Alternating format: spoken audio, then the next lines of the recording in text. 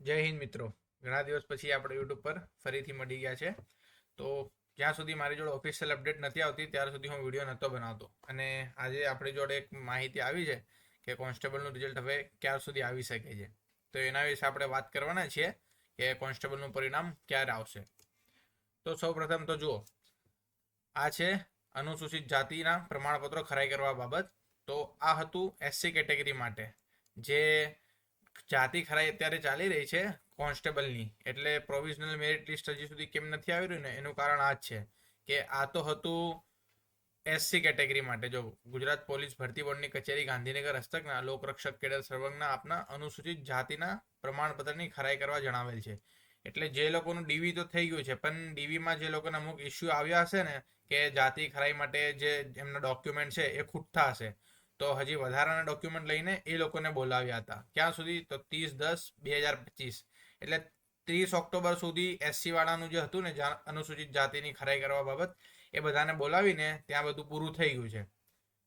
તો 30 તારીખે તો પતી ગયું છે. પછી એવું હતું કે હવે પ્રોવિઝનલ મેરિટ લિસ્ટ આવી જશે, કે 30 તારીખ સુધી ચાલ્યું હતું એટલે હવે બધું પતી ગયું છે. પણ એવું નથી. હવે જે આજે જે નવી અપડેટ આવી છે એ છે, જો આ રક્ષક 2025 ભરતી સંદર્ભે સામાજિક અને શૈક્ષણિક રીતે પછાત વર્ગના ઉમેદવારોની જાતિ અંગેના પ્રમાણપત્રોની ખરાઈ બાબત. એટલે હવે આ કોના માટે છે? એસસીબીસીના ઉમેદવારો માટે છે. હવે આ મેસેજ જેવી રીતે મેં ટેલિગ્રામ ગ્રુપમાં નાખ્યું છે ને, તો ઘણા લોકોના મેસેજ આવ્યા. હવે ટેલિગ્રામ ગ્રુપમાં આપણે તમે ના જોડાયેલા હો તો જોડાઈ જજો. આપણે ડિસ્ક્રિપ્શનમાં એની લિંક હું મૂકી દઈશ, એટલે તમે ટેલિગ્રામ ગ્રુપમાં જોડાઈ જજો. ત્યાં આપણે અવારનવાર નવી માહિતી અપડેટ કરતા રહીએ છીએ.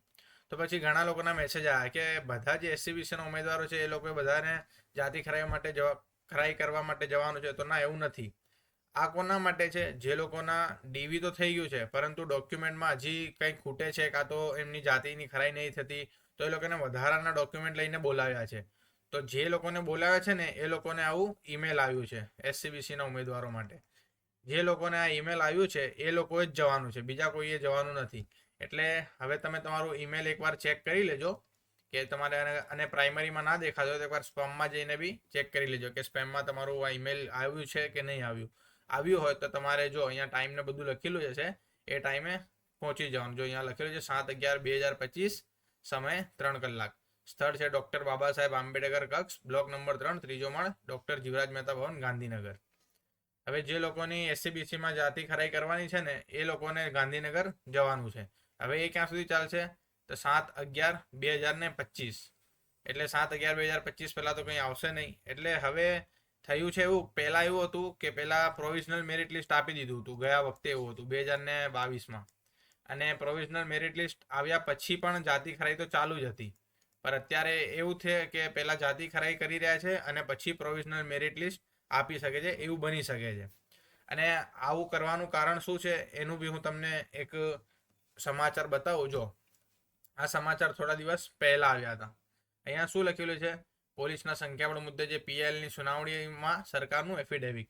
એટલે જે સુઓ મોટો લીધો છે ને હાઈકોર્ટે, એમાં પીએસઆઈની ભરતી વિશે જે સરકારી વકીલે જવાબ આપ્યો હતો ને એ જવાબ છે અહીંયા. તો એમાં એવું કીધું હતું કે પીએસઆઈની ભરતી સિલેક્શન લિસ્ટ નવેમ્બરમાં જાહેર થશે. હાઈકોર્ટમાં જવાબ એવું કીધું હતું.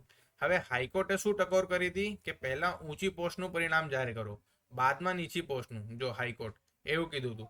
તો હવે સૌથી મોટું કારણ એ છે કે હાઈકોર્ટે હવે કીધું છે તો હવે ભરતી બોર્ડે તેનું પાલન કરવાનું જ રહેશે. તો પહેલાં ઊંચી પોસ્ટ એટલે કે પહેલાં પીએસઆઈનું પરિણામ જાહેર કરવું પડશે અને પછી એલઆરડીનું પરિણામ જાહેર કરવું પડશે. એટલે અત્યારે એલઆરડીનું પરિણામ નથી આપી રહ્યા.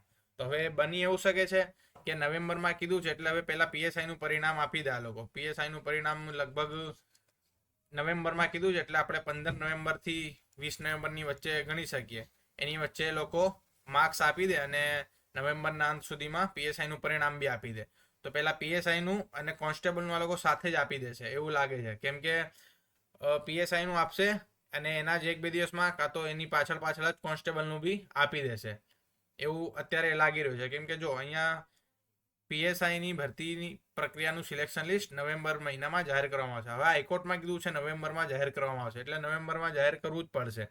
તો ગુજરાત હાઈકોર્ટે સરકાર પક્ષને સૂચન કર્યું હતું કે પહેલાં ઊંચી પોસ્ટનું પરિણામ જાહેર કરો અને ત્યારબાદ નીચી પોસ્ટનું પરિણામ જાહેર કરો. અને જે ચીફ જસ્ટિસ છે આપણા ચીફ જસ્ટિસ સુનીતા અગ્રવાલ અને જસ્ટિસ ડીએન રે, એમની ખંડપીઠે જણાવ્યું કારણ કે નીચી પોસ્ટમાં સિલેક્ટ થયા બાદ જો ઉમેદવાર ઊંચી પોસ્ટમાં પણ સિલેક્ટ થાય તો નીચી પોસ્ટમાં જગ્યાઓ ખાલી પડે છે. પરંતુ પહેલાં જ ઊંચી પોસ્ટમાં સિલેક્ટ ના થયાનું ખબર પડે તો આજના જમાનામાં રોજગારી બધાને જોઈતી હોવાથી તેઓ નોકરી જતી કરતા નથી. એટલે જો અત્યારે એલઆરડીનું પરિણામ આપી દેશે ને તો જે પીએસઆઈમાં લાગવાના છે ને એ લોકો બી કોઈ ઓપ્ટ આઉટ નહીં કરે, બધા લઈ જ લેશે એલઆરડી બી. એટલે શું થશે કે જગ્યાઓ જે છે એ ખાલી રહી જશે, કાં તો ભરાશે નહીં, એવું બની શકે છે. એટલે હાઈકોર્ટમાંથી બી ચીફ જસ્ટિસે એવું જ કહ્યું છે કે પહેલાં તમે ઊંચી પોસ્ટનું પરિણામ જાહેર કરો, કે પીએસઆઈનું તમે પહેલાં જાહેર કરી દેશો ને તો જે પીએસઆઈમાં લાગવાના છે તો પીએસઆઈમાં લાગશે જ, અને એલઆરડીમાં ઓપ્ટ આઉટ કરી દેશે. એ લોકો એલઆરડીમાં નહીં જાય તો જગ્યા પણ ખાલી નહીં રહે. તો આ સૌથી મોટું કારણ આ જ લાગી રહ્યું છે કે એલઆરડીનું પરિણામ જે છે ને એ હવે થોડીક રાહ જોવી જ પડશે, કે અત્યારે એલઆરડીનું પરિણામ આ લોકો નહીં આપે, પહેલાં પીએસઆઈનું આપશે અને પછી એલઆરડીનું આપશે. હું બી જ્યારે ભરતી બોર્ડમાં કોલ કરું છું તો ત્યાંથી એક જ જવાબ આવે છે કે વેબસાઇટ જોતા રહો, વેબસાઇટ જોતા રહો. વેબસાઇટમાં જ્યારે માહિતી આવે છે એમના પછી અમારા જોડે માહિતી આવે છે. એ લોકો પોતે એવું કહે છે કે જ્યારે વેબસાઇટ ઉપર અપડેટ થાય છે પછી અમને ખબર પડે છે. એટલે તમે પહેલાં વેબસાઇટ જોતા રહો. અને લગભગ હવે બધી કામગીરી પૂર્ણ થઈ જ ગઈ છે. એટલે હવે નવેમ્બરથી વધારે નહીં લે, નવેમ્બરમાં બંનેનું રિઝલ્ટ આપી જ દેશે એવું લાગી જ રહ્યું છે. એટલે હવે 1 મહિનો હજી રાહ જોવી પડશે, ત્યારે પછી બંનેનું રિઝલ્ટ સાથે જ આવી જશે. એટલે અત્યારે જે લોકો રાહ જોઈ રહ્યા છે એ લોકો એલઆરડીના રિઝલ્ટની રાહ ના જુઓ, કેમ કે 7 તારીખ સુધી તો જાતિ ખરાઈ ચાલવાની છે. અને પછી પહેલાં પીએસઆઈનું પરિણામ આવશે. અને પીએસઆઈમાં બી કેવું થશે કે પહેલાં પેપર 2ના માર્ક્સ આપશે.